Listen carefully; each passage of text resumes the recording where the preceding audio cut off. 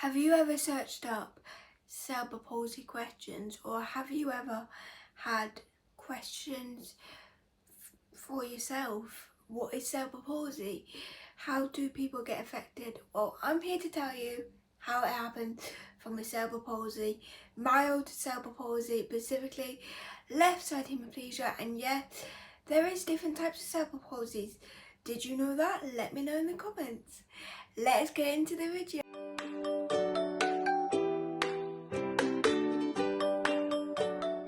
Now, I've searched up on Google cerebral palsy questions, and I'm going to answer the 17 typical questions that Google has shown me that people must be searching, because it's on this website called CBFAQ. The first question is, what is cerebral palsy? Cerebral palsy is a mobility condition or disability. Depending on the cerebral palsy you have, depends on how high the mobility is and how low the mobility is. Some can suffer than others, or not suffer, some are more severe than others. Let me put it that way. Next one is, what causes cerebral palsy? Now, the quick and simple answer is brain condition. Brain damage, bleed to the brain, and that's what I had, stroke. But before I get into it, I just want to say, not every damage to the brain or bleed to the brain ends up with cerebral palsy. It also depends where you've got that damage to the brain or bleed to the brain, and how much you've got it. And there's so many different types of conditions and disability that is caused by damage on your brain. But you get so many different levels of cerebral palsy.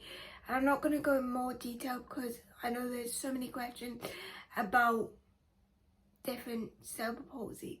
So let's just get on to the next question. I feel like the next question I can only answer on my behalf, because like I've said, loads of people have loads of different cerebral palsies. There's loads of different ones, and there's also mild and severe. So I've got mild cerebral palsy. I've got left side hemiplegia, so that means my whole left side is weaker than my right. I mainly get affected by my hand. This is my hand compared to this one. As you can see, my thumb is a bit in and my fingers are bent.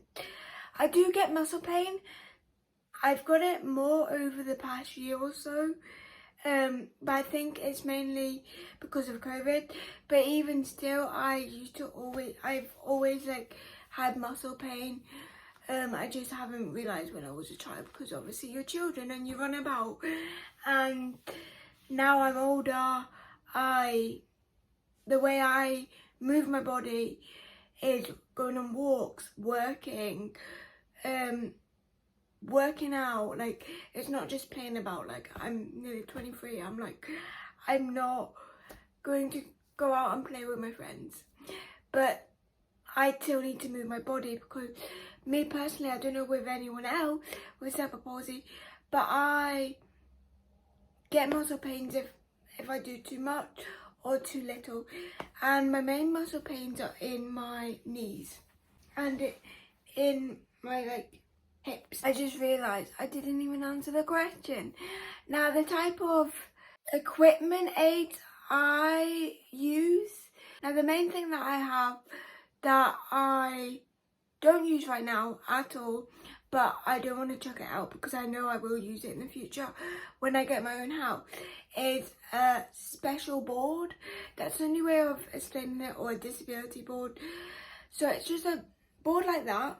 I've got a grate on mine, a bit that goes in like that, so you tighten it and then you can put a carrot on it. I need to show you guys at some point, but I just don't use it that often because I don't personally cook. My mum and dad cook, but when I have my own house and I start to cook, I will be using that more often, because I will be on my own. I will need to cook, and then safety matters need to be there just so I don't cut my hand. So like a grater, I've got like needles in the board that you put an onion on and then you cut it that way. That might not sound safe, but it's safer than me going like that and then chopping my finger off. So I can't do the bridge method you get taught in school or college. I can't do that, so I've got that adapted to my board. Got pretty much everything you can think of. If you type in disabled board or special board, I've got pretty much all of them equipment on this massive board.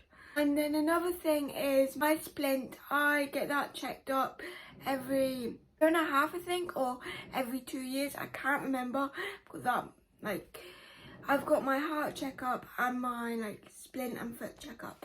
So my splint that goes in my foot is just one that you slip into your foot, and it's got like a tiny heel, so it levels out my hips. When I was younger, the heel was a bit bigger, but over the years, obviously my hips have leveled out even more, and that's good. So hopefully one day I won't need them, but I think I'll always need it. And that goes into my left foot. And then the next thing I use is a hand trap, or you could also call this a splint. And that's just a hand splint thing. You will see as the picture that you pull on and zip up, and then it pretty much straightens out my hand. So when I'm relaxing, my hand will naturally just go like that. Obviously I'm focusing on not doing it, so it will naturally just go like that. Without me knowing it's doing that, it will just naturally go like that. So that is pretty much all the equipment that I use. I also use a fork that is like bent and like sharper than a normal fork. So I can't, sometimes with some meats, I cannot cut them up properly. Or if I'm just struggling with the knife that day in my left hand, it's just easier to just have the fork. And that is pretty much everything that I use. The next question is, does cerebral palsy affect everyone the same way? I kind of answered this question already, but the answer is no.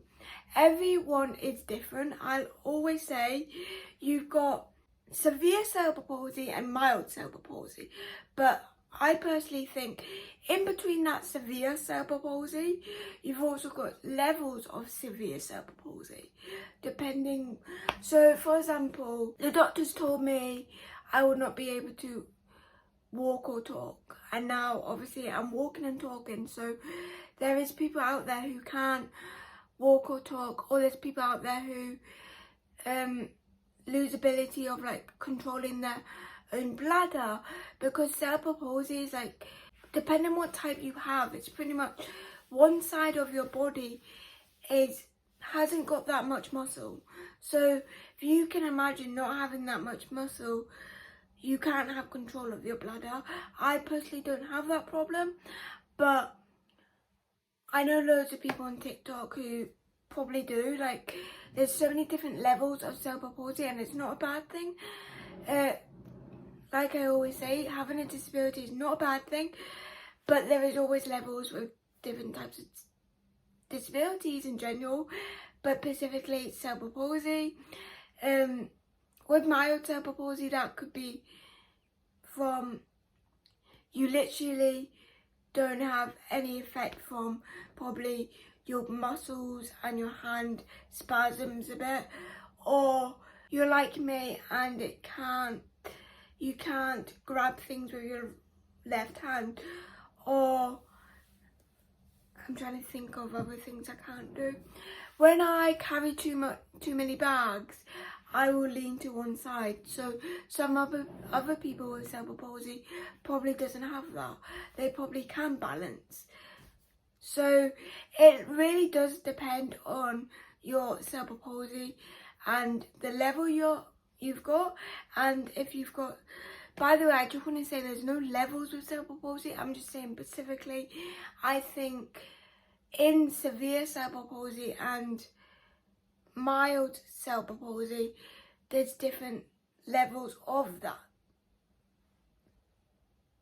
think. I don't know what you would call it. Now, I answered this question before on typical, not typical question. It was, is cerebral palsy contagious?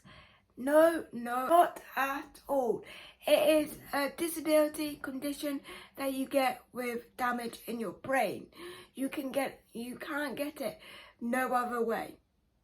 No other way. Next question is, do all people with cerebral palsy experience development delay? So again, I can only speak on myself. Like, this is from my experience. Everyone who does, if you have cerebral palsy and you have a YouTube channel, you should do this.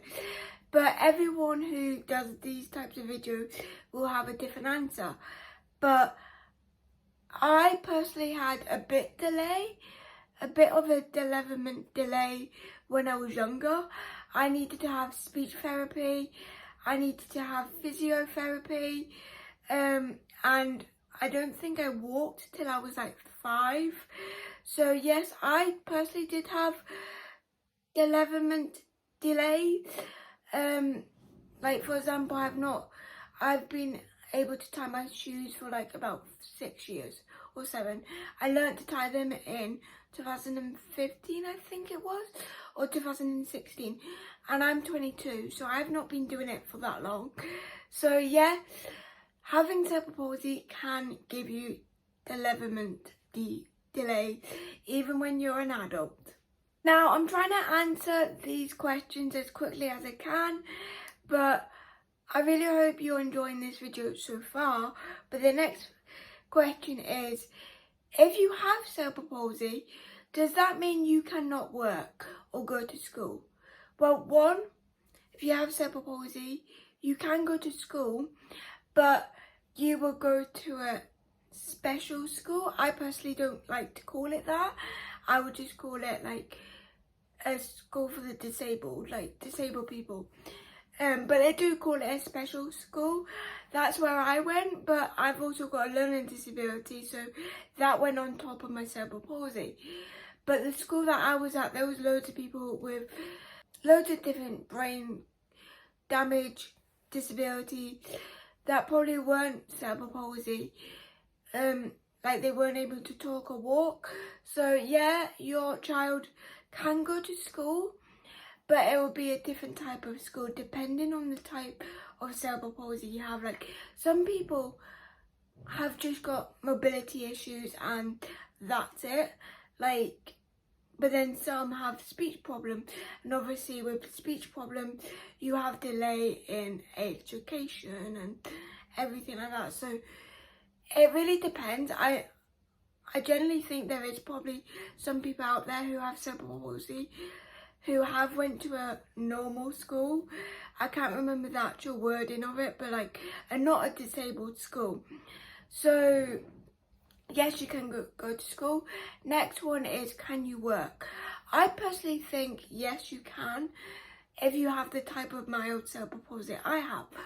Obviously, again, it changes whether you have severe or mild, and especially with severe, well, it depends, because I've got a friend on TikTok who I would say is able to work. She's going to university and everything, so she will be able to work. The only difference with cerebral palsy is it's hard to get into work.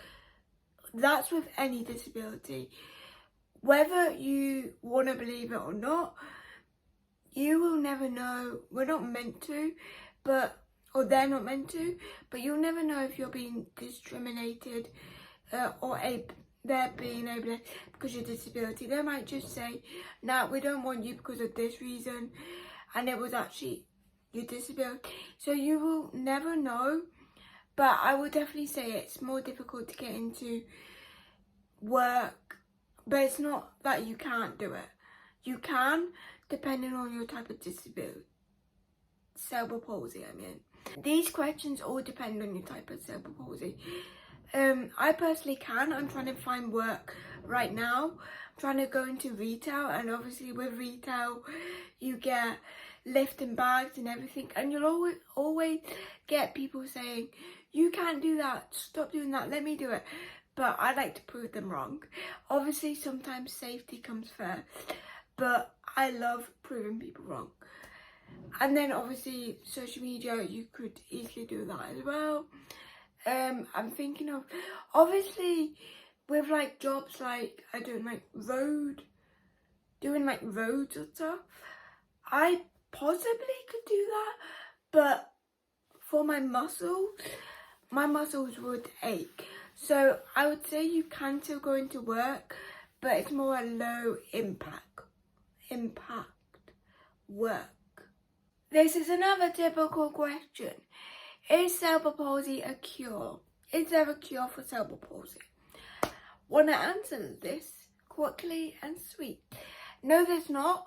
You can help it not get as worse. So wearing your splint, wearing my hand trap, any foot splint, hand splint, and you can change your day-to-day things that you do, like different ways of doing things. Like I tie my shoelaces a different way to most people on this planet, but I can still do it.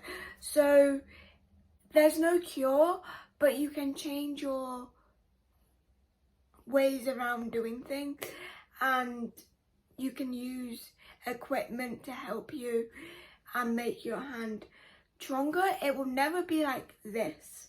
My left hand will never be like my right hand. So no, there is not a cure, sadly. What are the treatment options? Now, again, this depends on your type of cerebral palsy. I'm so sorry for keep on saying that, but it honestly does. Some people I've heard, they've had operations when they were younger. I've never had an operation for my cerebral palsy. I've had operations on my heart because I've got a heart condition, but I've never had an operation for my cerebral palsy. Never in the 22 years I've been alive. And again, it like if you have bowel problems, you'll have like a syringe and everything like that. So I guess that's a treatment. For me personally, I did physiotherapy and speech therapy, so that's technically a treatment. But long term, it just helps you be able to get around more and do more things and be more independent. There is not a cure treatment for cerebral palsy, but there is equipment or operations that can help you be more independent or have more mobility in your body. Now I'm going to be straight up. The next question is, what kind of medications are available for children? I personally don't think there is. I could easily click on this thing. I'll probably link the website down below, because you can click on them and they will give you the answer, but I just want to answer it by someone who has cerebral palsy. So I personally did not have any medication when I was younger for my cerebral palsy. Next question is pretty much, is there any splints or any different types of splints that are made for people with cerebral palsy? Yes, there is. I have got one myself. I've got a splint, I've got a foot splint, I've got a hand strap or a hand splint. There is so many different types of splints you can get for your legs or for your arms. I'm going to leave it there because I feel like the last couple of questions I can't really answer, because I feel like they're more on the severe side. But like I said, I will link the website down below if you want to check it out, and if your child has cerebral palsy and you want to learn more about it. But I hope this video helped you, and I really hope you all enjoyed it and I educated you on some other things with cerebral palsy. I know I don't really talk about my disability as much lately on YouTube, but I do talk about it a lot on TikTok. So if you want to check out my TikTok as well, Also, I am going to be trying to talk about my disabilities more often, because I know they're the types of videos that you guys want to see, but also this is my day-to-day life as well, so I do just do vlogs as well. So if you like what you're hearing, give it a subscribe. I don't normally say subscribe at the end of my video, so if you want to stick around, like the thumbs up button to let me know, and let me know in the comments any other types of videos you want to see from me, and I will see you next time. Bye.